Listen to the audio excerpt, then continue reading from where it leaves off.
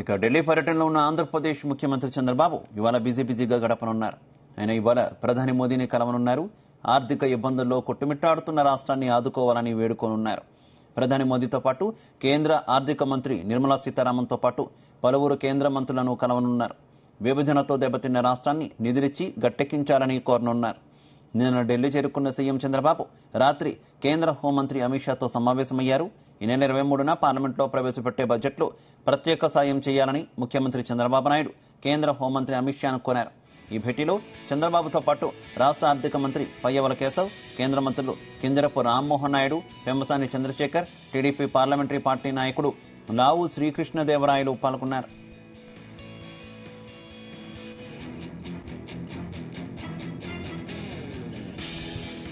సుమారు గంటకు పైగా సాగిన సమావేశంలో చంద్రబాబు ప్రస్తుతం ఆర్థిక సంక్షోభం నుంచి గట్టెక్కడానికి రాష్ట్రానికి కేంద్రం ప్రత్యేక సాయం చేయాలని కోరారు. విభజన చట్టంలో పేర్కొన్న అంశాలను వేగంగా పరిష్కరించడంతో పాటు అమరావతి, పోలవరం ప్రాజెక్టుల నిర్మాణానికి కేంద్రం ప్రత్యేక శ్రద్ధ చూపి నిధులు కేటాయించాలని విజ్ఞప్తి చేశారు. రాష్ట్ర వ్యాప్తంగా ధ్వంసమైన రహదారులను బాగు చేసేందుకు చేయూతనివ్వాలని కోరారు. రాష్ట్రంలోని వివిధ ప్రాంతాలను కలిపేందుకు కొత్త జాతీయ రహదారులు, రైలు మార్గాలు మంజూరు చేయాలని విజ్ఞప్తి చేశారు.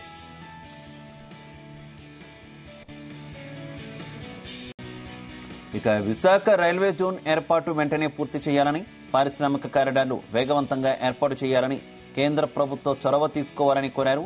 దక్షిణాదిలో తలసరి ఆదాయం అత్యల్పంగా ఉన్నది ఆంధ్రప్రదేశ్లోనేనన్న విషయాన్ని గమనంలోకి తీసుకుని రాష్ట్రంలో ఉద్యోగ ఉపాధి కల్పనకు అనువైన పరిశ్రమల ఏర్పాటుకు ప్రోత్సాహకాలు అందించాలని విన్నవించారు.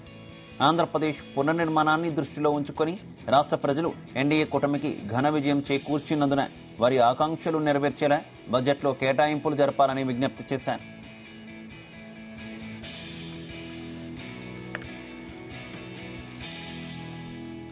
ఇక గత 5 ఏళ్లలో ఆంధ్రప్రదేశ్ దెబ్బతిన్న వైనం, రాష్ట్రంలో తలెత్తిన విధ్వంసక పరిస్థితుల గురించి తెలియజేయడానికి హోంమంత్రి అమిత్ షాను కలిశానని చంద్రబాబు ట్వీట్ చేశారు. ఇప్పటి వరకు విడుదల చేసిన 4 శ్వేతపత్రాల్లోని అంశాల గురించి చర్చించామన్నారు.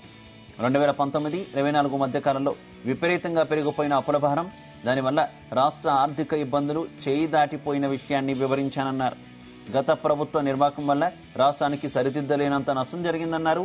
ఎన్డీఏ కూటమికి రాష్ట్ర ప్రజలు కట్టబెట్టిన విజయాన్ని గౌరవిస్తూ కేంద్ర రాష్ట్ర ప్రభుత్వాలు కలిసి రాష్ట్రాన్ని గాడిలో పెట్టేందుకు సమగ్ర ప్రణాళిక రూపొందిస్తామన్నారు. రాష్ట్ర ఆర్థిక పరిస్థితులను తిరిగి పట్టాలెక్కిస్తామని చంద్రబాబు పేర్కొన్నారు.